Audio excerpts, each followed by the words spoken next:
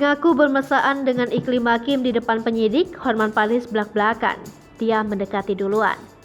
Hotman Paris mengakui sempat bermesraan dengan Iklim Hakim di hadapan Rasman Nasution dan juga penyidik.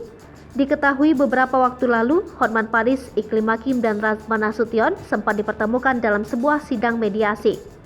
Sidang mediasi tersebut terjadi atas laporan Hotman Paris kepada mantan asisten pribadinya Iklim Hakim, di mana Iklim Hakim sempat menuding Hotman Paris telah melakukan pelecehan seksual.